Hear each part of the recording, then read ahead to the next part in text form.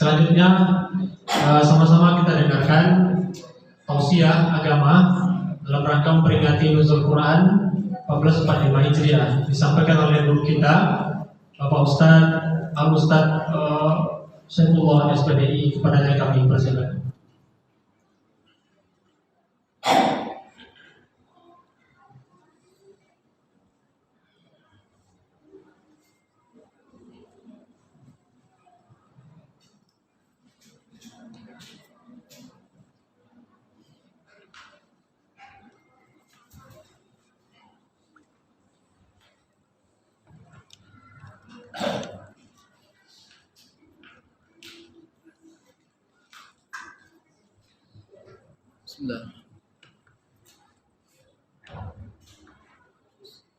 Bismillahirrahmanirrahim.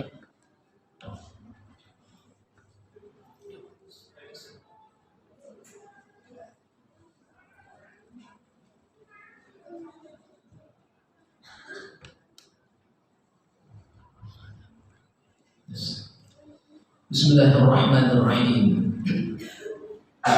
Assalamualaikum warahmatullahi wabarakatuh.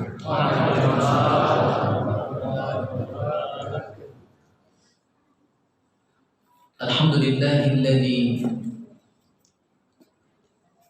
anzala al-Qur'an fi syahri Ramadan hudan lin-nasi wa bayyinatin minal huda wal furqan. Asyhadu an la ilaha illallah wahdahu la syarika lah wa asyhadu anna Muhammadan abduhu wa rasuluh la nabiyya ba'dah. Rabbi shrah li sadri wa yassir li amri wahlul 'uqdatam min lisani yafqahu qawli. Qala Allah Ta'ala fil Qur'anil Karim, A'udzu billahi minasy syaithanir rajim. Bismillahirrahmanirrahim. Inna hadzal Qur'ana yahdi lillati hiya aqwam wa yubashshirul mu'minina alladhina ya'maluna as-salihat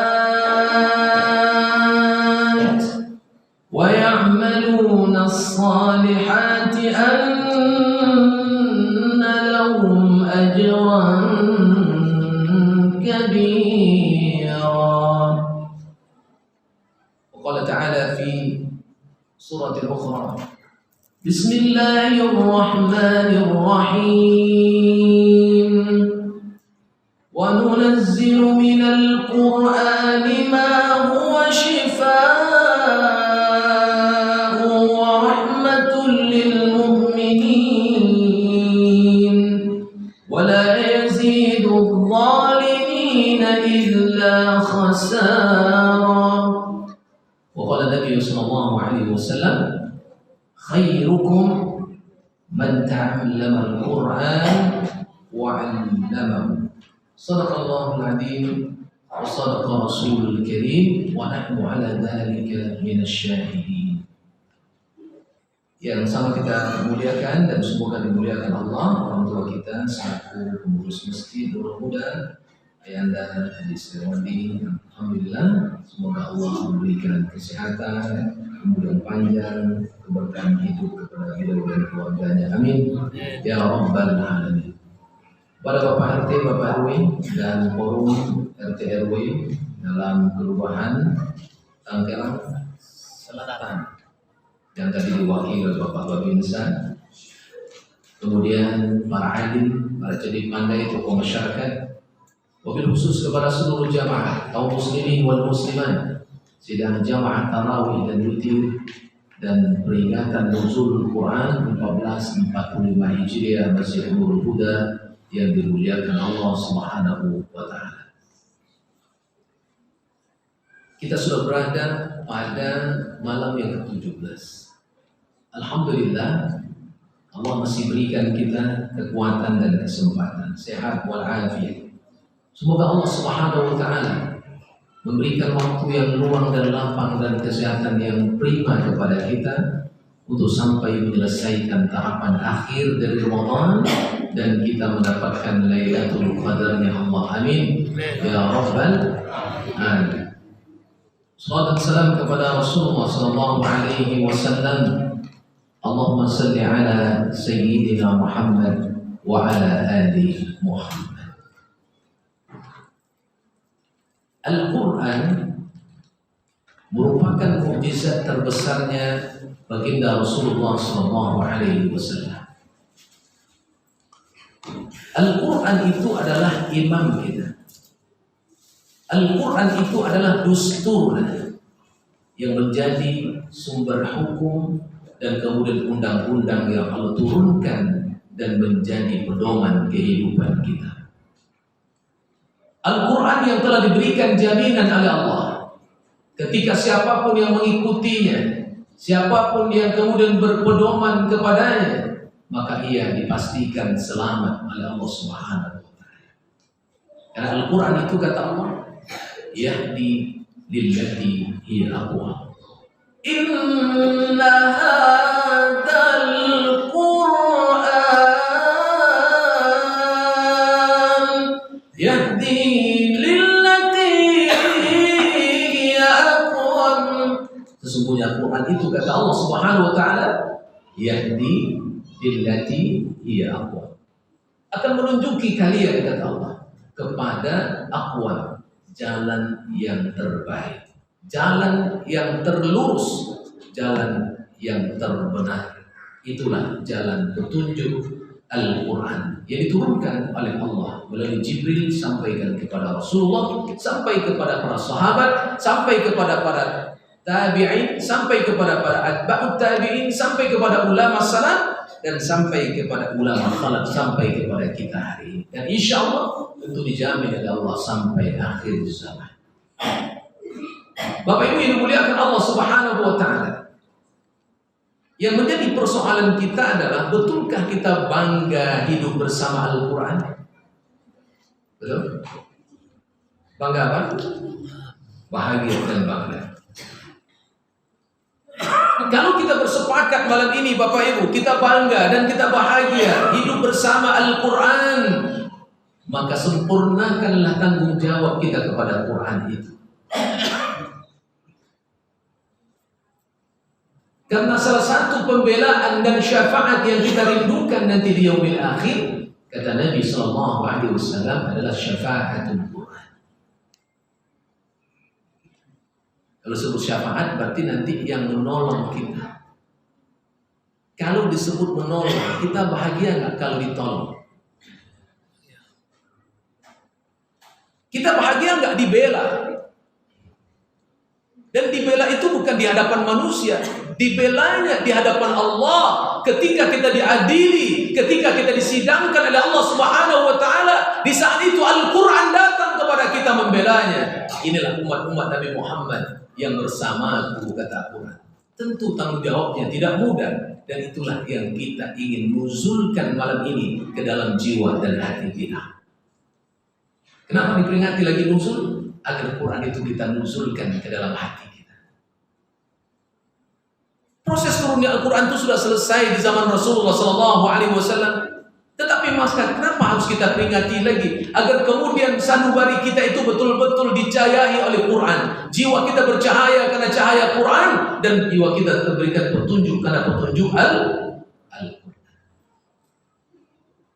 Maka malam ini Bapak Ibu kita coba merenung. Apakah betul kita malam ini sepakat untuk hidup bersama Quran?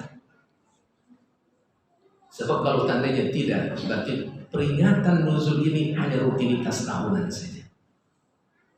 Agenda rutin. Ada nuzul di masjid Bapak? Ada. Untuk apa diperingati? Ya udah begitu setiap tahun. Kita ingin ada komitmen malam ini Bapak Ibu yang dimuliakan Allah.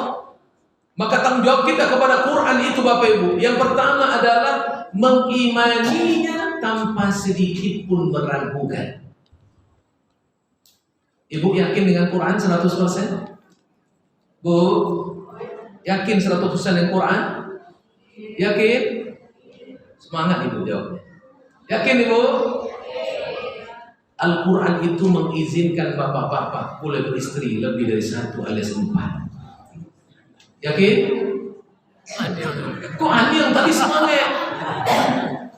Ibu iya salah. Kan kami laki-laki ini dapat porsi lebih dari 1. Boleh Bu?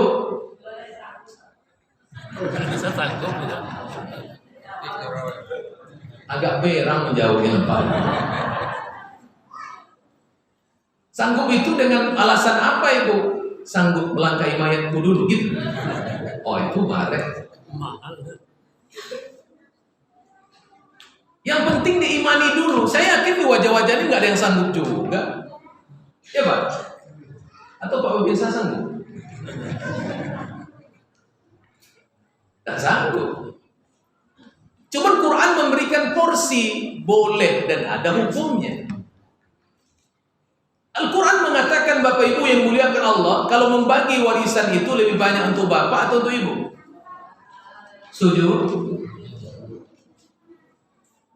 Imani. Dudukkan bahwa tidak ada keraguan satupun dengan ayat-ayat Allah. Tidak ada keraguan satupun dengan ayat dan bahkan huruf-huruf Al-Quran itu sendiri. Karena ia bukanlah ucapan Nabi Muhammad. Karena dia bukan lisan Nabi Muhammad. Dia adalah kalamullah. Maka kenapa kemudian Rasul itu dikatakan al-ummi? Itu bagian dari cara Allah menjaga otentik Al-Quran agar tidak dituduh Al-Quran itu bikinan Muhammad Rasulullah SAW. Itu pun masih dikatakan orang kafir Quraisy dulu, Al-Quran itu masih bikinan Muhammad Rasulullah SAW. Tidak, huwa kalamullah yang diturunkan kepada Jibril, diteruskan kepada Rasulullah SAW dan diturunkan di malam Ramadan. Syahrul Ramadan alladzi unzila fihi al-Quran. Bulan Ramadan di dalamnya diturunkan Al-Quran.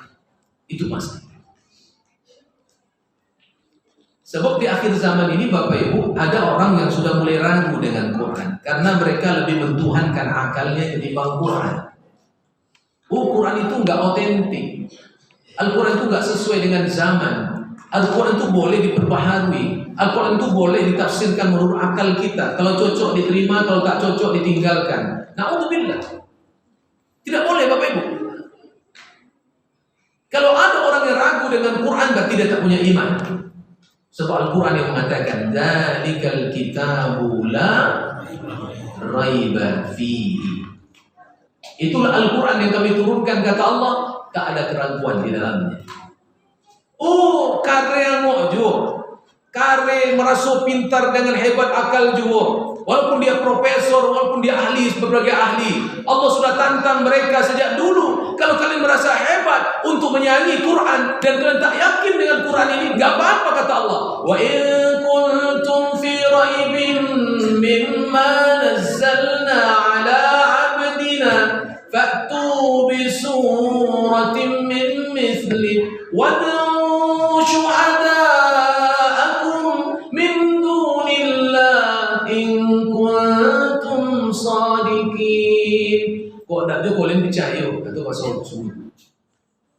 Kalau kalian tak percaya juga, Al-Quran ini kami yang turunkan kepada hamba kami Muhammad, kalian ragu juga kata Allah. Kalian merasa hebat dengan akalmu, kalian merasa sok pintar dengan akal dan logika berpikirmu. Enggak apa-apa, kalian buatkan satu contoh surat engkau datangkan kepadaku. Enggak usah kalian manusia lagi yang kerjasama. Kalian kumpulkan bangsa jin yang hebat-hebat itu, disatukan para pemikir-pemikir hebat. Satu surat kalian datangkan kepadaku, kalian tak akan mampu.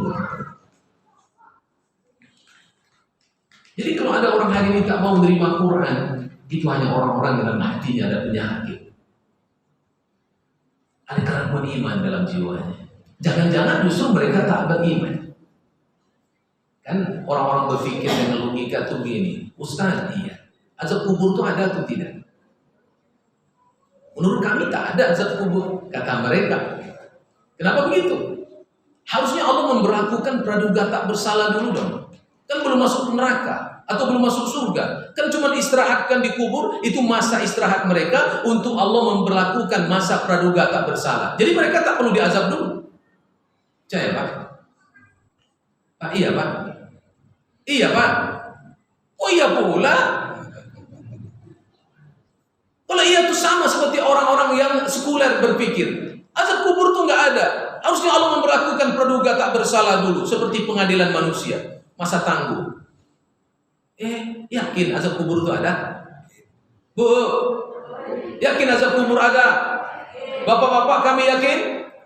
Suatu kali Nabi SAW melewati sebuah kubur. Lalu Nabi SAW singgah di sebuah kubur, lalu mengambil kelapa korma dan menancapkan kelapa korma di atas kubur itu. Sahabat bertanya, apa yang kau lakukan ya Rasulullah? Aku mendengar penghuni kubur ini sedang diazab oleh Allah. Apakah dia diazab karena dosa besarnya syirik pada Allah? Tidak. Durhaka pada orang tuanya? Tidak. Lalu yang kenapa ya Rasulullah? Dia tak istinja buang air kecilnya. Aku berharap selama kelapa korma ini belum kering, semoga Allah meringankan azabnya. Yakin azab kubur ada? Kalau nggak yakin nggak apa-apa, apa mati aja lu coba. Betul enggak? Banyak-banyak dosa gitu ya. Kata azab kubur itu ada, saya mau mati banyak dosa, coba. Sementara Nabi SAW sudah mengatakan bagi orang yang tidak mau sholat, bagi orang-orang yang meninggalkan sholat, besok akan didatangkan dalam kuburnya seekor ular yang bernama Suja'ul Arqa, yang ujung ekornya itu lebih tajam daripada bor yang paling tajam, yang akan kemudian mengebor tubuhmu ketika engkau tidak sholat. Satu hentakan dan lecutannya akan membuat benamkan kamu begitu sangat dalam tanah. Yakin? Alladzina yu'minuna bil ghaib. Itu dulu. Iman kepada yang kubur itu gaib atau zahir? Kuburnya zahir, alamnya gaib. Kubur yang ada itu simbolnya, alamnya nama alam barzah. Tahu kita alam barzah seperti apa? Enggak tahu. Iya. Makanya kita wajib mengimani. Jangan ada keraguan. Itu dulu yang pertama Bapak Ibu. Ini pondasi ini. Pondasi. Dan tanamkan kepada anak dan keluarga kita untuk beriman kepada Quran itu secara sempurna. Jangan ada sedikit pun keraguan pada ayat-ayat Allah. Itu yang pertama. Kewajiban kita kepada Al-Quran. Yang kedua Bapak Ibu yang dimuliakan Allah, kewajiban kita kepada Al-Quran itu adalah qira'atahu, yakni membacanya. Bapak Ibu, membaca Al-Quran. Keistimewaan Ramadan itu diantaranya bulan Quran adalah makanya kita disuruh untuk mengkhatamkan Quran minimal sekali dalam Ramadan. Minimal sekali. Ini malam ke-17, udah juz berapa? Tidak usah jawab, jawab sendiri-sendiri aja. Saya Ustaz belum beranjak dari juz 1 Ustaz. Ya. Saya satu huruf pun belum ada. Ya. Kenapa Bapak nggak beranjak satu juz, nggak lewat-lewat? Iya Ustaz, ambo pun tidak pandai mengaji. Rupanya tidak pandai mengaji, gimana mau lewat satu juz? Masih ada nggak seusia-usia kita ini Bapak Ibu ayah bunda yang belum pandai baca Quran? Mohon maaf. Di luar sana masih ada, di sini tak ada. Kalau nanti Bapak Ibu hidup dengan semua nikmat Allah, nikmatnya digunakan, tapi umur digunakan itu tidak dalam rangka taat pada Allah, tak sempat dan bahkan tak pandai membaca Quran. Dia seorang mukmin, nanti kalau bertemu dengan Allah, apa yang mau disodorkan? Bacaanmu apa? Ada sih Allah bacaanku apa? Facebook sama WhatsApp. Oh itu ya. Baca Quran? Tidak ada ya. Mangga nggak pandai ngaji? Mudah pandai. Mangga nggak pandai? Nggak mau belajar. Mangga nggak mau belajar? Malu. Aku malu. Aku orang gadang. Tokoh masyarakat. Kau tahu lo orang kampung udah pandai ngaji. Ada tuh orang. Ang malu ka orang tua atau malu kambo atau? Hah? Malu ka siya? Malu sama manusia atau malu sama Allah? Bapak Ibu, malu sama manusia atau malu sama Allah? Malu sama Allah. Rasulullah SAW itu setiap malam Ramadan itu didatangi Jibril untuk mengecek dan mengajarkan Rasulullah membaca Al-Quran. Karena Rasulullah itu gurunya adalah malaikat Jibril. Ya Pak, kita guru ngaji kita siapa Pak? Ada? Alhamdulillah. Dulu di kampung, ya, udah selesai? Udah. Maka kadang-kadang saya tanya jamaah, Ustaz, Bapak udah pandai ngaji? Pandai Ustaz. Pandai menurut siapa? Menurut Ambo Ustaz. Coba baca, dimulai dia baca. A'udzu billahi minas syaitonir rajim. Bismillahirrahmanirrahim. Idza zulzilatil ardu zilzalaha. Betul atau salah? Kata dia, pandai. Pandai menurut siapa? Menurutnya seorang. Saya karena kepada Allah jadi imam Bapak Ibu. 10 tahun imam masjid sebuah perusahaan di Pangkalan Kerinci. Ya, saya dibesarkan di sana di PT RAPP namanya. Saya imam masjid di perusahaan itu 10 tahun. Kemudian kata Allah saya harus memilih jalan untuk membangun usaha, lalu saya keluar bersama istri, lalu kemudian pindah Pekanbaru akhirnya. Dan 2015 ada tes imam paripurna Ar-Rahman. Saya ikut tes, alhamdulillah lulus dan ditempatkan di Masjid Agung Ar-Rahman Kota Pekanbaru sejak 2015 sampai sekarang. Cuman 2023 statusnya agak berbeda. Saya mengajukan diri untuk pengabdian saja atau non salary alias rekening tak berbunyi. Ya Pak, bukan berarti saya nggak butuh, karena saya tak sanggup menanggung tanggung jawab yang berat. Karena udah bolak-balik bawa jamaah umroh, saya jarang masuk untuk bertugas. Maka saya ingin agar sholat jamaah saya selamat, jangan berdosa gara-gara saya. Itu yang saya takutkan. Coba saya ingat betul hadis Nabi yang berat bagi seorang imam itu. Apa kata Nabi SAW? Ada orang yang sholatnya nggak diterima, kecuali sama sejengkal di atas kepalanya. Satu di antaranya siapa mereka? 3 orang itu kata Nabi, rajulun amma qauman wa hum lahu karihun. Seorang imam yang menjadi imam pada satu majelis, satu kelompok masyarakat, tapi jamaahnya tak suka kepada akhlaknya, dibenci oleh jamaahnya. Ada nggak jaminan kalau saya tetap makan gaji, kemudian saya tetap imam, tapi jarang masuk, gaji saya ambil? Adakah saya bisa menjaga hati jamaah saya di belakang untuk tidak bicara? Alhamdulillahi Rabbil Alamin Ar-Rahmanir Rahim. Apa kata hati jamaah? Imamku sebulan tidak masuk, ini makan juga gajinya. Pak Bu kalau lo berdosa nggak orang itu? Dosa dia karena siapa? Karena saya. Yang paling besar dosanya siapa? Saya. Itu berat jadi imam Bapak Ibu. Maka imam itu dipilih. Makanya kalau Bapak pilih imam di sini jangan digaji sejuta saja. Ini kadang-kadang mohon maaf masyarakat kita ingin perfect, ingin meminta imam itu harus begini. Tapi gaji dia sejuta sebulan, anaknya 3 sekolah, malu kecukui. Saya kadang-kadang keliling Bapak Ibu ke masjid-masjid di pinggir. Saya tanya imam, Bapak Ustaz udah berapa lama di sini? Lama Ustaz, berapa lama Ustaz? Lalu 20 tahun, 90 tahun. Berapa gaji Ustaz sekian? 2 juta Ustaz. Anak Ustaz berapa? Ompet Ustaz. Cukup dia tuh.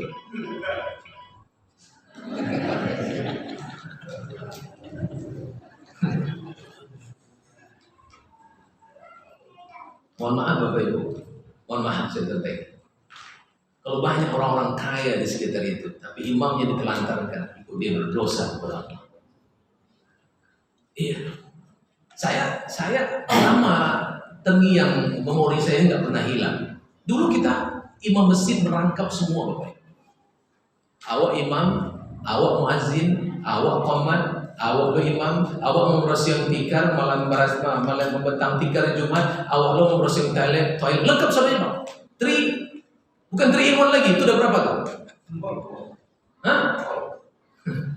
Iya kan? Di hari Jumat, masjid itu harus dibentang kain putih di depan. Saya masih ingat.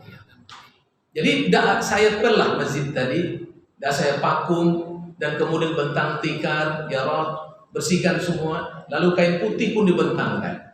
Kali itu kata Allah, mohon maaf sekali, ketua masjid itu pas sholat di depan, dan ternyata ya Rob, ada tai cicak jatuh pas dekat kepalanya. Tai cicak. Tadi tai cicak ini nggak ada Pak, udah saya vakum, nggak ada tai cicak. Lalu saya sholat, saya dipanggil, Ustaz, iya. Tadi Mas Haji kau udah Ustaz berhasil kan? Lain Pak. Udah Ustaz vakum. Lain Pak. Tuh mana ada tai cicak sih kau? Dalam hati ambo, ya Allah, tidak mungkin lah mau cari biru cicak kau tak ciri. Karena bertumbuh lo cicak tu dia yang tak ciri kini kau pengurus masaji ambo kan timbul aja leda. Tidak lah mungkin loh kan? Ya tak tahu mau biru tak ciri cicak bono. Tapi itu terkesan bagi saya. Tahu Bapak Ibu berapa gajinya waktu itu? Bukan 5 juta Pak. Waktu Ibu 5 juta panjang Pak. Ya Allah. Ya kan? Tapi di sini masjidnya luar biasa, jamaahnya luar biasa, pengurusnya luar biasa insya Allah. Amin. Amin. Ya Rabbal Amin. Nah itu. Nah, ketika berada di Ar-Rahman, saya mencari guru. Ya, sudah juara lomba MTQ, sudah mau ikut ke seleksi nasional di waktu itu, tapi saya merasa ya Allah bacaanku kok masih banyak masalah ya Allah. Aku cari guru. Saya cari guru. Mohon maaf, saya cari guru, Bapak Ibu, temulah seorang ahli Quran. Saya datang ke rumahnya. Assalamualaikum Ustaz. Anak ingin jadi murid antum, boleh? Boleh Ustaz. Datanglah ke sini. Datang saya. Saya koreksi lagi bacaan saya. Ternyata Bapak Ibu, Al-Fatihah saya masih ada beberapa huruf yang belum selesai. Nangis saya Bapak. Ya Allah, aku udah 10 tahun, sekian tahun jadi imam. Ternyata lisan Quranku masih salah ya Allah, maafkan aku. Telah membawa jamaah dalam lisan yang tidak tepat. Berat. Lalu saya tanya guru saya, lalu Ustaz berapa lama Ustaz belajar Quran ini? Untuk surah Al-Fatihah saja kata guru saya belajar surah Al-Fatihah itu nggak lama, 1 tahun lamanya. Surah Al-Fatihah saja dia belajar 1 tahun Pak. Lalu saya tanya beliau, kenapa kok lama betul Ustaz belajar surah Al-Fatihah? Beliau mengatakan satu hadis dibacakan, la salatan liman lam yaqra bi fatihatil kitab. Tidak sah salat seseorang kalau tak membaca surah Al-Fatihah. Apa mana tidak sah itu kata ulama? Termasuk tidak tepat bacaannya, termasuk makhrajnya enggak benar, termasuk sifat hurufnya enggak benar. Enggak benar karena dia tak mau belajar, maka dia kena di situ kata beliau. Ya berat. Awak belajar surah Al-Fatihah berapa lama? 1 jam. Langsung putus. 1 tahun. Maka oleh karena itu Bapak Ibu yang dimuliakan Allah, hidup kita akan mulia kalau kita mau belajar Al-Quran dan membacanya kembali. Bahkan kata Nabi SAW, kalau Bapak Ibu bisa membuat satu majelis di rumah atau di masjid ini, majelis Al-Quran, dan berkumpul beberapa orang untuk ngaji dan talaki kepada Quran. Apa kata Nabi? Majtama'a qaumun fi baitin min buyutillah yatluna kitab Allah wa yatadarasuna bainahum illa nazalat alaihimus sakinah. Kalau ada satu kelompok manusia, mungkin satu keluarga kecilnya dia kumpulkan di rumahnya, lalu kemudian dia buat ngaji, mempelajari Quran, tadarus, kemudian tahsinnya, tajwidnya, kemudian tafsirnya dijelaskan, kemudian dia talaki itu dengan sungguh-sungguh. Apa kata Nabi SAW? Orang seperti ini akan mendapatkan keutamaan yang dahsyat. Kata Nabi SAW yang pertama, Allah akan turunkan bagi dirinya dan keluarga itu atau kelompok pengajian itu as-sakinah, yakni ketenangan. Wa khasyiatumur rahmah. Dia akan diliputi dengan kasih sayang. Wa haffathumul malaika, dan kemudian akan dinaungi oleh para malaikat. Wa zakarallahu fi man indahu, dan nama-nama nama-nama orang yang belajar Quran itu akan disebutkan di hadapan para malaikat oleh Allah. Apa kata Allah? Kau saksikan hamba-hambaku yang beriman, mereka sedang membaca Quran, membaca kitabku, apa yang aku turunkan kepada Rasulnya. Hari ini mereka sedang mengaji itu. Aku bangga melihat mereka.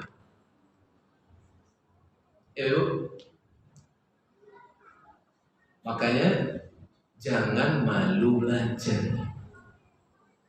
Kata Nabi dalam hadis Bukhari, khairukum man ta'allama al-Qur'an wa 'allamahu. Orang yang terbaik di antara kalian, kata Nabi, orang yang mau mengajarkan Quran. Khairukum man ta'allama al-Qur'an wa 'allamah. Orang yang belajar dan mau mengajar.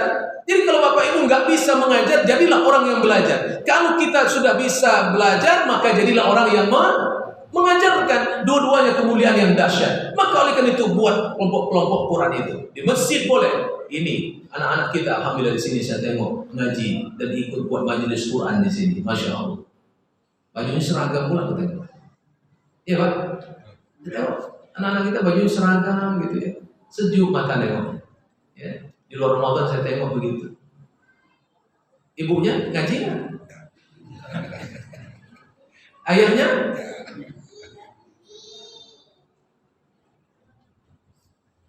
Di waktu COVID kemarin, itu kan pemerintah tidak mengizinkan sholat di masjid. Walaupun ada tetap jalan di masjid. Tapi Ramadannya waktu itu pindah sholat di rumah. Iya kan? Di waktu Idul Fitri selesai dan halal bihalal, ada beberapa ibu curhat. Ustaz, iya, kami merasakan Ramadan tahun ini Ramadan tersepi sedunia. Begitu saya bilang.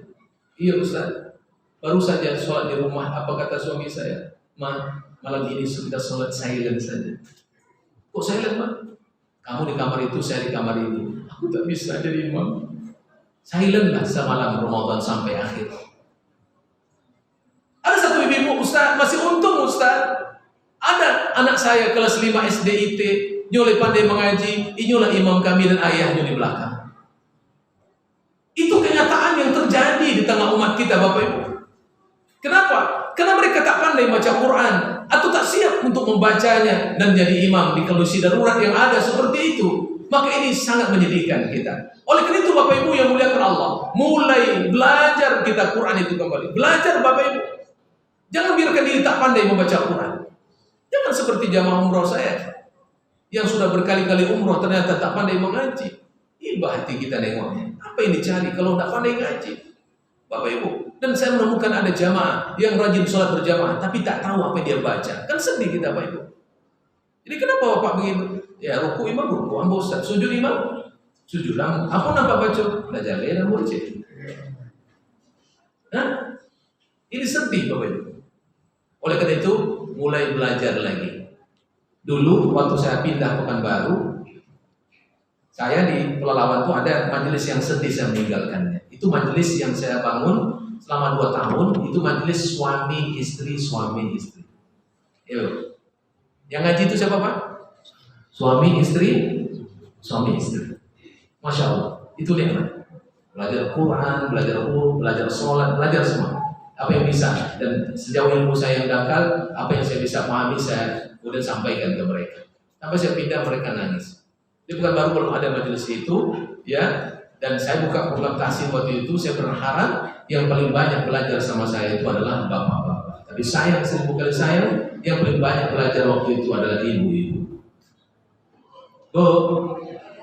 Jadi saya ini ternyata nggak laku sama bapak-bapak. Lakunya sama ibu-ibu.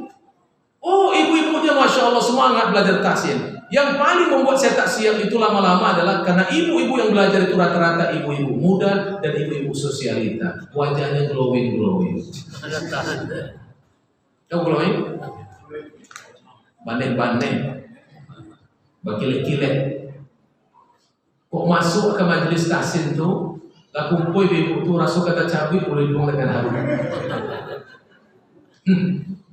Ya Bu, sudahlah cantik, orang kaya-kaya pula. Naik mobil Camry, mobil Fortuner, mobil Innova, bukan orang-orang biasa. Karena dulu di kampung mungkin ngaji belum gitu. Sekarang mulai ada hidayah gitu. Mau belajar, iya, betul semangatnya. Saya mulai ngajar. Tapi Yang namanya tahsin itu kan mesti melihat mulut. Iya kan? Ini nggak ada suaminya, kelompok ibu-ibu semua. Tahu mulut? Musyafahah itu kan lihat mulut, Pak Ibu. Kalau baca huruf begini, Bismillahirrahmanirrahim. Ro itu huruf lidah, mulut nggak boleh bergerak. Tentu harus lihat mulutnya ibu tadi. Bismillahirrahmanirrahim. Coba ibu baca bu, Bismillah. Bismillahirrahmanirrahim. Astagfirullah.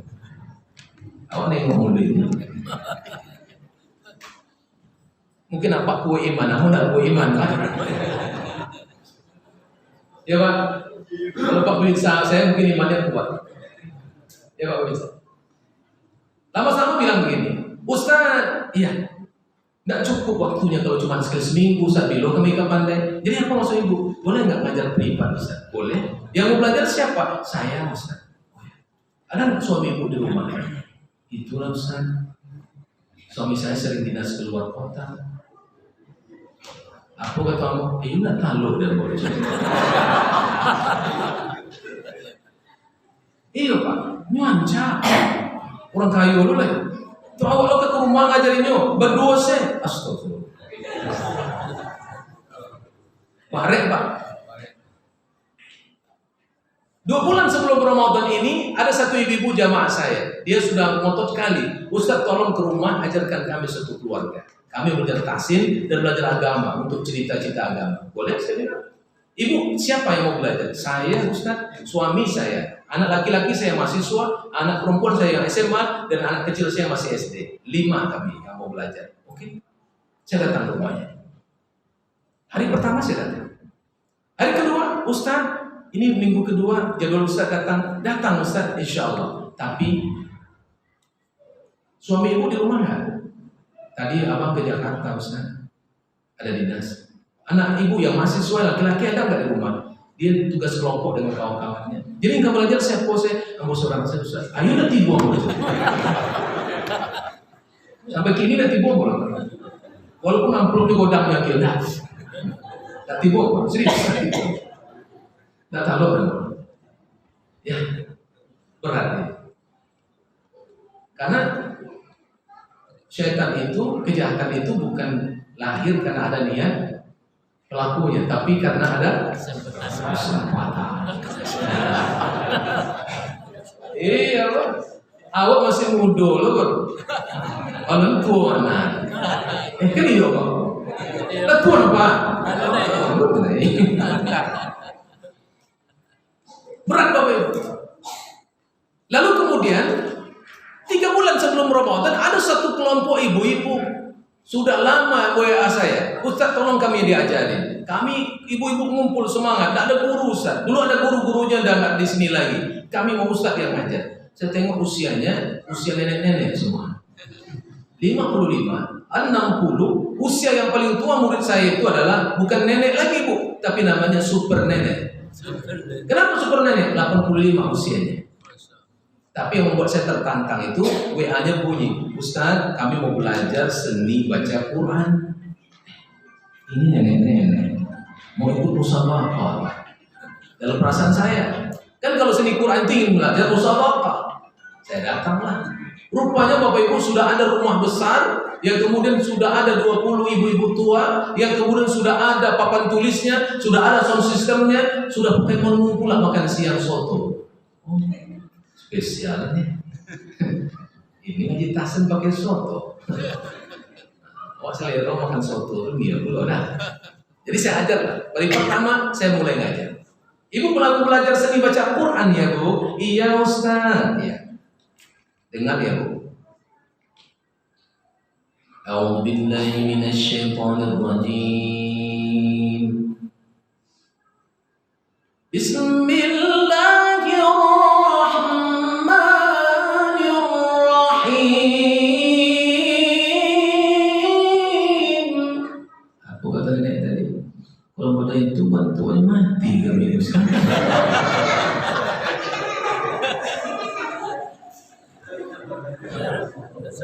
Napas kami tidak sampai lagi Ustaz.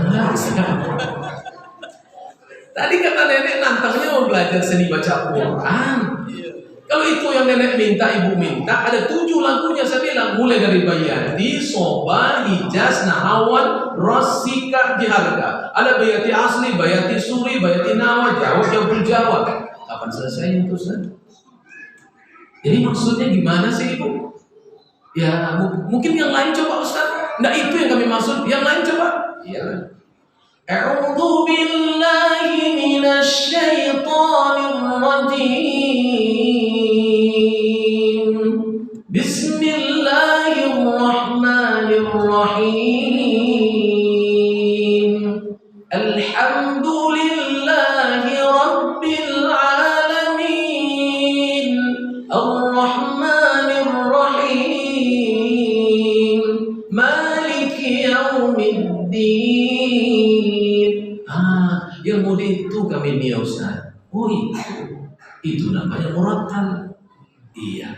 Kalau itu yang Bu minta, yang ini yang sunnah, yang tadi mubah saja. Kalau yang ini diajarkan Nabi. Ibu belajar murattal dengan suara yang bagus, tepatkan tajwidnya, makhrajnya, waqafi tidaknya semua diperbaiki, gunnah dan tidak gunnahnya, panjang dan tidak panjangnya. Oh iya Ustaz, itu yang kami mau. Maksudnya apa sih Bu?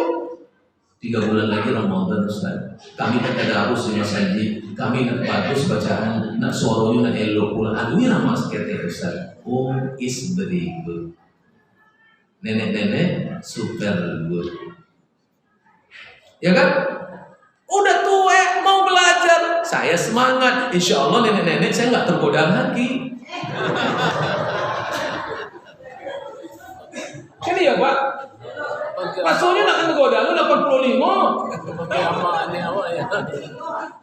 Tuh lo berdoa sama awak lain. Awak 60-an barunya 85. Jadi apa kata aku? Ibu-ibu di usia-usia segini usia rawan untuk belajar. Tolong banyak sabar ya. Ustaz, kami insya Allah sabar Ustaz. Tapi Ustaz yang mungkin tak sabar. Kenapa gitu? Ya maklumlah nenek-nenek. Jadi saya ajarlah satu huruf. Nek huruf syaya tengah lidah naik ke langit-langit atas dan tahan nafas apa anginnya keluar. Sya ini mulai ibu baca. Apa kata nenek tadi? Syane, nenek itu baca ta. Syane ta. Saya bilang syane ta. Lama-lama saya tanya, Nek, coba tengok giginya. Rupa gigi tak cukup lagi. Tak cukup gigi nenek. Pantas huruf tak tepat-tepat.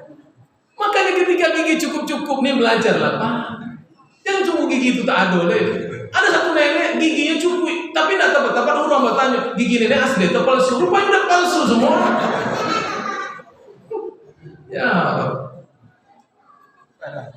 Ya, maka ya Allah, itu anak-anak kita makanya diajarkan, cucu-cucu kita diajarkan Quran supaya mereka bisa baca. Kalau atuknya, neneknya, ibu dan ayahnya kurang baca Quran, sadar dia sekarang, tapi wariskan kepada anak kita. Nah, atuk, nenek, ayah dulu nggak sehebat kalian, nah, coba kalian seusia ini udah bisa baca Quran lebih bagus. Ya, hebat itu nenek sama atuknya, atau ayahnya lebih hebat. Mengingatkan generasi mereka jauh lebih hebat untuk Al-Quran. Setuju? Sesuai? Ya. Apalagi menghafal Pak Ibu. Usia-usia sekarang ya. Apa kata jamaah? Saya udah menghafal surah Al-Duha itu udah sebulan Ustaz. Dapat pangkal lupa ujung. Dapat ujung hilang pangkal. Dapat pangkal dapat ujung hilang. Iya kan? Iya. Tapi kesungguhan itu yang dinilai oleh Allah. Bapak Ibu walaupun tidak tepat membacanya, tapi Bapak mau belajar memperbaiki. Allah muliakan Bapak Ibu sehingga Nabi yang mengatakan, "Al-mahiru bil Qur'an ma'as safaratil kiramil barara, walladhi yaqra'ul Qur'an wa yata'tahu fa huwa 'alaihi syakkun falahu ajran." Orang yang lancar baca Qur'annya, lisannya fasih, betul bacaannya, derajatnya seperti malaikat. Dan orang yang salah dalam baca tapi dia sungguh-sungguh mau belajar, dia dapatkan 2 pahala. Ya, walaupun tadi memperbaiki huruf kha itu lama. Baca huruf kha Bu, ho, kha, ho.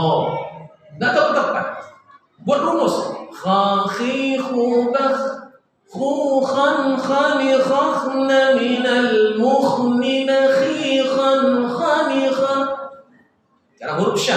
Syashi syubash syushan shani shashna minal mushni mashishan syashi. Semuanya bisa. Huruf apa bisa? Ada rumusnya. Tinggal dilatih, terus ditelaki, datangkan gurunya, belajar dengan guru, dan agar kemudian keabsahan bacaan itu sudah berdasarkan standar. Iya, terus saja Pak. Walaupun sudah tua, belajarlah. Jangan ada kata henti karena kita dulu waktu muda. Kenapa tak pandai mengaji? Karena dogil. Teman apanya? Yang salah aja kan orang tua, kadang-kadang orang tua itu lah topik lah mencarikan guru ngaji, lah jangan taruh waktu surau. Dulu ke surau itu hebat orang tua ngajar awak dulu. Kalau orang tua mengajar anak ke surau, diantar ke guru ngaji, nyagia Quran, nyagia rotan c. Itu? Iya tak? Ustaz, ku anak ambo, ku Qurannya ku rotan Ustaz, ku mada-mada Ustaz pukul Ustaz. Ini jangan loncat anak. Kan dia masuk penjara. Ya Pak. Mana yang hebat kira-kira pola pendidikan Rasulullah atau pola manusia? Rasulullah. Nabi bolehkan memukul, tapi mukul itu ada syaratnya, bukan main pukul melapi saudara. Ya Pak, pukul makna mendidik. Ya saya masih ingat dulu kawan-kawan di kampung, guru dulu itu memang luar biasa, harus sabar. Itu Bapak Ibu. Hukuman terendahnya dulu ngaji. Kalau tidak dapat ngaji dari guru, hukuman serendahnya tonggak sebelah kaki bukan telinga sampai pulang. Nggak boleh duduk ada Pak. Lapornya kaki tukau loh dia. Kebayang ya? Ya tak? Ini dulu. Kalau guru kita dapat gaji gini. Kawan yang tadi takut kena hukum, tak tipu ya loh Pak. Jadi kawan-kawan ambu dan mudi itu ini yang kerojonya menyambung sarung kawan saya ke surau. Tahu sarung? Sarung muda yang dapat disambung di belakang, itulah kalau mau beli sarung kawan. Kawan tu tagak petanggalan sarungnya galak tu. Itu kerajo dulu. Atau di kampung ambu itu surau tinggi. Terbuat lantai dari bambu. Di mana gua produksi mengaji ambil lidinya cukir di bawah itu kerajo. Itu kerajonya. Jadi kini usah buat jambu. Angku untung lah ya. Lai sabar mengaji dulu aja pandai aku mengaji. Kami kedogil-dogil terasuk ini. Anak lah pandai, awak lu lancar aja. Iya, itu surat mereka. Iya Pak. Jadi kok awak lu surah itu mau kau beraja gini Pak. Kok dulu sejarah itu deh awak. Itu kewajiban membacanya. Itu kewajiban kepada Al-Quran. Baik. Makanya Nabi SAW itu rindu. Tidak rindu mendengar bacaannya saja, tapi Nabi rindu mendengarkan bacaan sahabatnya. Maka Nabi sangat suka kalau Abdullah bin Mas'ud membacakan Quran, karena suara Abdullah bin Mas'ud itu sangat indah. Di zaman Umar bin Khattab sengaja diundangnya seorang Abu Musa al-Asy'ari untuk membacakan Quran di depan Umar, karena suaranya Abu Musa al-Asy'ari seperti suara Nabi Daud. Iya.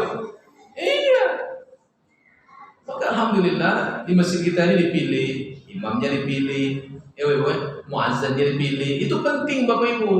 Iya kan? Kenapa? Itu marwah masjid. Kalau imamnya bagus, kemudian muazzinnya bagus, itu marwah masjid. Iya. Ini kadang-kadang di dekat masjid, dekat saya kampung saya ke sana, dekat saya tinggal, tahu pinggir sedikit.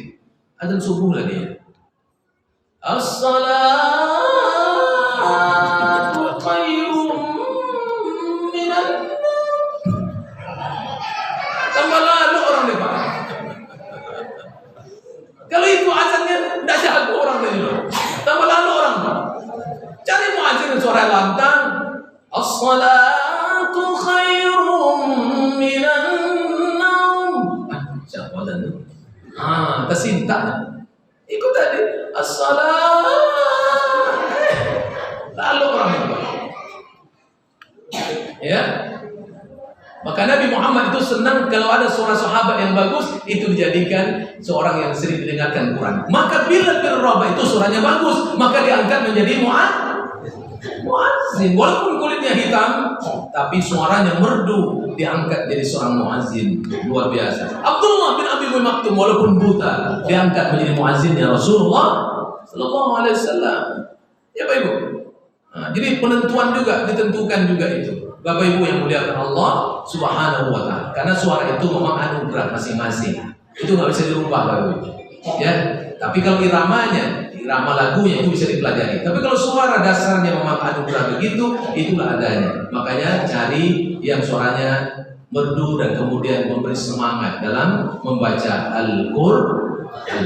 Untuk kita Bapak Ibu baca, mau merdu atau tidak merdu suaranya, tepatkan makhraj dan tajwidnya agar kita mengerti di mana wakaf paling tidaknya. Jangan sembarang meronti, yo tengah jalan dia meronti yo. Dia meronti masih kok habis bensin katanya.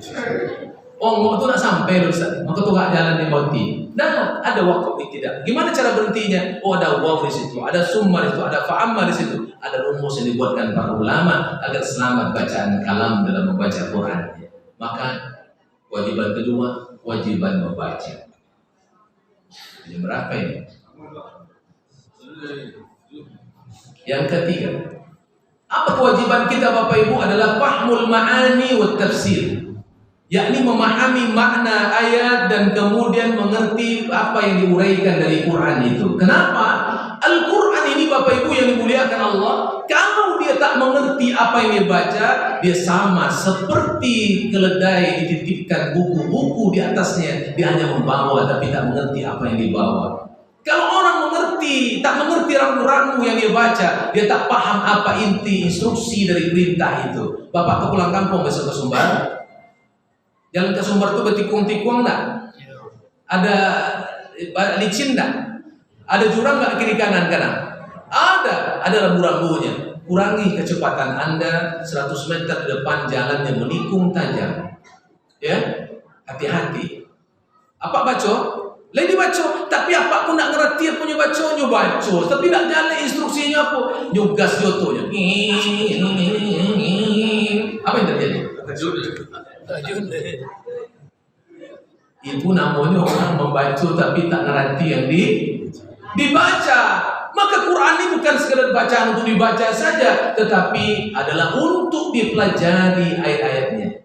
Ya, kitabun anzalnahu ilaika liyadabbaru ayati wa liyatadhakkara ulul albab. Kitab Al-Quran yang kami turunkan kepada engkau ya Muhammad untuk kamu pelajari dan kamu tadabbur agar dia bisa menjadi peringatan dan pelajaran. Itu orang hebat. Ya.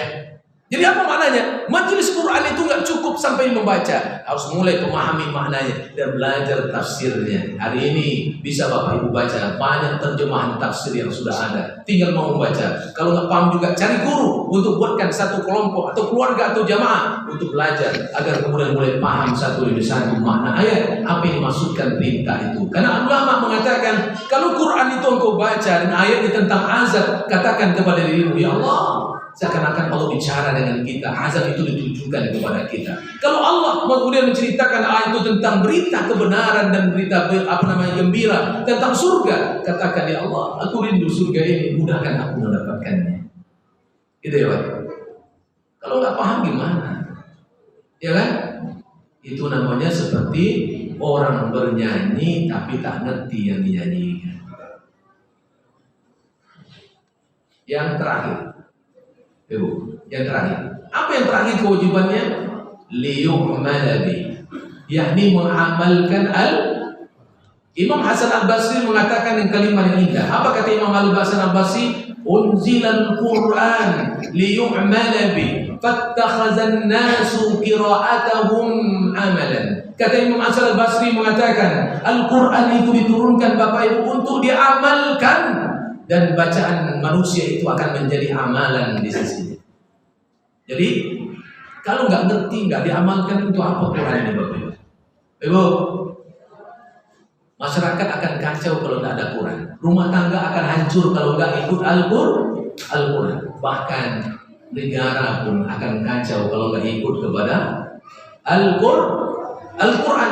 Maka oleh karena itu Bapak Ibu, harus mulai dari sekarang kita mewajibkan diri kita untuk kemudian betul-betul bersahabat dengan Quran ini, karena bacaannya akan menggetarkan jiwa kita. Makanya Allah mengatakan, kalau kamu membaca Quran maka berlindunglah dari syaitan, karena syaitan tak suka kita ngaji dan tak suka kita baca Quran.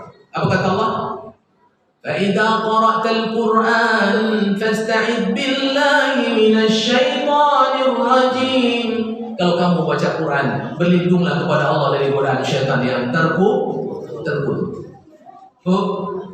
Pak, kalau nanti ibu ngaji di rumah, ayat kursi di waktu maghrib dibaca. Allahu la ilaha illa huwal hayyul qayyum la ta'khudhuhu sinatun wa la nawm lahu ma fis samawati wa ma fil ardh. Apa kata suaminya? Mah, tinggi suaranya mamanya. Ala tinggi mana terganggu telinga ambon. Kurangi volume sedikit. Berarti suami ibu adalah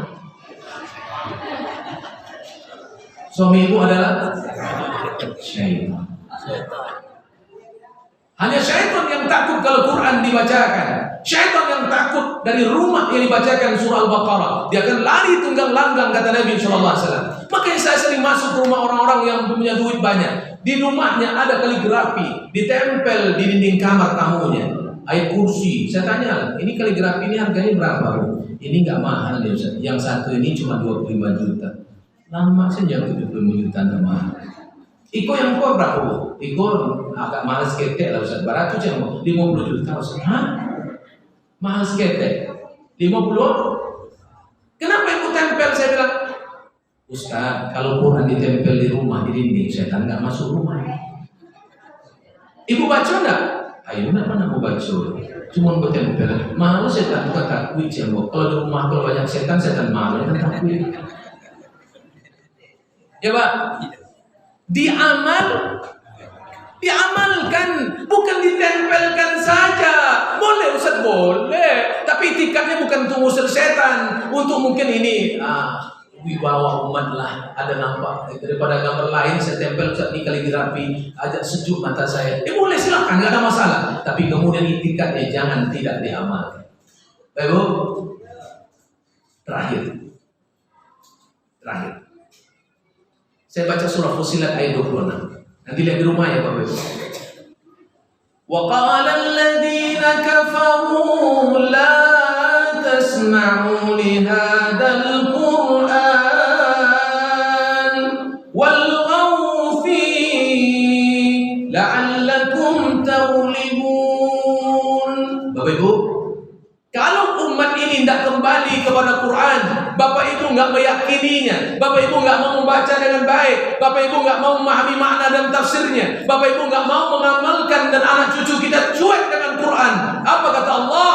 Orang-orang yang di luar Islam, orang-orang kafir dari dulu sudah punya misi yang besar. Apa kata Allah? Wa qala alladziina kafaru. Orang-orang kafir itu berkata, apa kata ulama menyebutkan? Wa qala alladziina kafaru ba'duhum li ba'din mutawasina bainahum la tasma'u li hadzal qur'an wa la tuti'uhu wa la tunqadu li awamirihi warfa'u aswatakum bis-siyah was-safir wat-takhlid ala Muhammad idza quri'al Qur'an. Kata Abu Jahal dulu di waktu Nabi Muhammad baca Quran diturunkan dan dibaca sama Nabi, apa kata Abu Jahal? Kalian nih umatku nih, ya kan? Mengikut ke kaum Quraisy. Kalau Muhammad itu baca Quran jangan kalian dengar. Kalau kalian dengarkan nanti kalian tersihir oleh Muhammad. Enggak bisa. Kalau Muhammad sedang baca Quran, kalian buat gaduh, kalian buat musik yang banyak, kalian buat siulan yang hebat agar jangan kalian mendengarkan Quran dari Muhammad itu. Apa kata Quran? Selagi umat Islam itu enggak mau dengar Quran, enggak mau belajar Quran, enggak mau ikut kepada Quran, selama-lamanya kita akan jadi pemenangnya. Tapi kalau umat Islam sudah kembali kepada Quran, kita akan kalah sebentar lagi. Misi mereka ini berlaku sampai di Nabi Muhammad aja atau sampai akhir zaman. Hari ini kalau kita ngaji ini mereka marah nggak? Nggak marah dia Pak. Tapi apa misi strategi mereka dengan cara ayat ini? Mereka tak melarang orang ngaji begini, tapi mereka buat permainan yang melarutkan anak-anak cucu kita. Lalu anak kita sudah sibuk begini saja. Nah, sholat nak. Ngaji nak. Mereka tak peduli lagi. Maka hari ini menuju mereka ngaji sangat sulit karena disebutkan game online itu. Itu misi mereka. Kalau mereka tersibukkan dengan itu, lalu kemudian tak mereka ngaji lagi, mereka tak mau menghafal lagi, mereka tak mau baca lagi. Kalau anak-anak milenial kita nggak tahu Quran, maka siapa yang menggantikan masjid ini nanti jadi imamnya? Yang tua pun adalah mau kali. Ya Pak. Apa yang sama sih nama Pak? Tapi itu Pak boleh sana. Ya kan? Nggak lama lagi nih. Siapa yang akan menggantikan? Tuh, anak cucu. Kalau nanti mereka tak ada yang bisa jadi imam, nanti khotib Jumatnya nggak ada, karena khotib berhalangan datang, kita ganti sholat zuhur ya. Kan terjadi di masjid, imam tak datang, khotib tak datang, lalu berubah sholat zuhur. Ya Rabbi ya Karim, ini fitnah. Makanya dekatkan mereka kepada Quran Bapak Ibu. Jadikan mereka generasi Quran. Walaupun makanya saya katakan hendaknya ada di setiap generasi anak turunan kita, minimal mungkin cucu dan anak kita satu kalau bisa menghafal Al-Quran. Boleh. Ya. Anak saya di pondok ketika dia telepon saya dia nangis. Habib, kenapa kamu nangis? Iya Habib, besok sekolah 15 juz lebih. Berkali dia aku gak sanggup nih. Kawan-kawannya gak ada di main-main. Saya harus ngapal Quran ini kan berat nih. Nah, iya. Suka itu gak murah saya. Suka itu mahal. Kalau kamu mau jadi mereka ya kamu jadi murah saja. Tapi kalau kakak mau hafal Quran, kakak kan mulia dalam Allah. Dan ia kalau. Tapi berat. Iya nah. Kalau ringan gak mungkin di pondok disuruh begitu. Karena berat itulah maka kau akan mulia dalam Allah. Tapi pakai tapinya banyak. Kalau kita mau, iya nak, tidak usah kamu hafal lagi mau berat, nah, kamu main aja. Merdeka, selesai. Tapi perjuangan juga begitu berat. Ini untukmu dan masa depanmu, nak. Ini untuk keluarga kita. Kita ingin reuni nanti di surga bersama satu keluarga. Kalau engkau bisa menghafal Quran, nanti akan bisa beri syafaat kepada ahli keluarga yang lain. Hebat, engkau dihargai oleh Allah. Makanya Bapak Ibu, motivasi anak-anak kita untuk kembali kepada Quran agar Quran menjadi imam dan petunjuk bagi kita. Amin.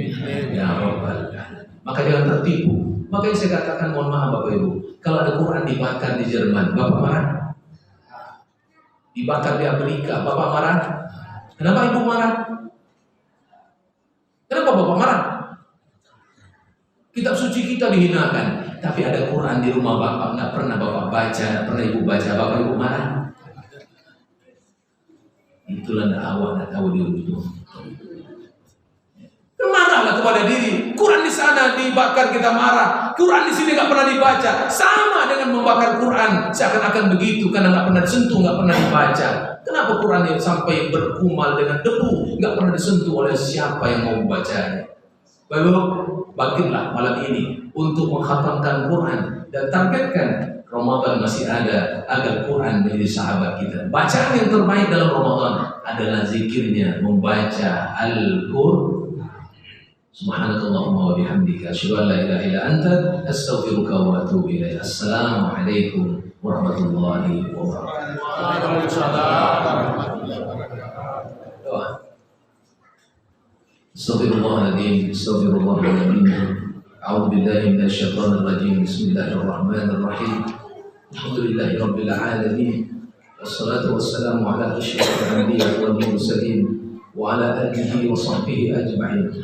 Allahumma ighfir lana dhunubana wa liwalidayna warhamhuma kama rabbayana shaghira wa li jami'il mu'minina wal mu'minat wal muslimina wal muslimat al ahya'i minhum wal amwat bi rahmatika arhamar rahimin.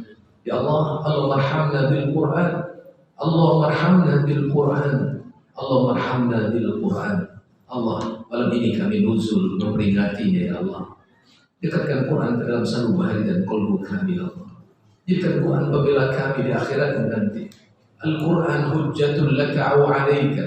Al-Quran itu akan datang memberi syafaat kepada siapapun yang membacanya. Iqra'ul Quran fa innahu ya'ti yaumil qiyamah syafi'an li ashabi. Karena itu ya Allah, jadi kalau Quran setiap huruf yang kami baca datang pada yaumil qiyamah membela kami ya Allah, memberikan syafaat kepada kami ya Rahman, agar kami engkau selamatkan di hadapan mahkamah-Mu ya Allah. Ya Allah ya Rabbad ya Rahim, titipkan kepada kami anak cucu dan generasi yang cinta kepada Quran, agar kami orang tuanya mampu memberi tauladan kepada mereka ya Allah, agar kami dan keluarga kami jadi ahlul Quran, agar kami menjadi keluarga-Mu di dunia dan menjadi keluarga-Mu di akhirat ya Allah. Ya Arhamar Rahimin, jadikan lisan kami yang kaku dan keluh Engkau mudahkan untuk bisa tepat dalam membaca Al-Quran. Jadikan kami bersemangat untuk memahami makna dan tafsirnya ya Allah. Jadikan kami bersemangat untuk mengamalkan sampai ajal kami tiba ya Allah. Jangan biarkan hidup kami terbuang dalam waktu percuma tanpa kami bersahabat dengan Quran dan tanpa kami menjadikan Al-Quran sebagai imam dalam kehidupan kami. Allahumma ya Rabbana, ya Rabbana, muliakanlah ahlul Quran-Mu ya Allah. Muliakanlah ahlul Quran-Mu ya Allah. Dan jadikan kami anak orang yang cinta kepada Quran. Engkau takdirkan bisa bersama Rasulullah dalam Jannatul Firdaus-Mu ya Allah. Karena Rasulullah orang yang cinta dengan Quran. Karena khuluqul Quran adalah akhlak Rasulullah Al-Quran ya Arhamar Rahimin. Allahumma Rabbana taqabbal minna innaka antas samiul alim wa tub 'alaina innaka antat tawwabur rahim. Allahumma Rabbana atina fid dunya hasanah wa fil akhirati hasanah wa qina adzabannar. Walhamdulillah.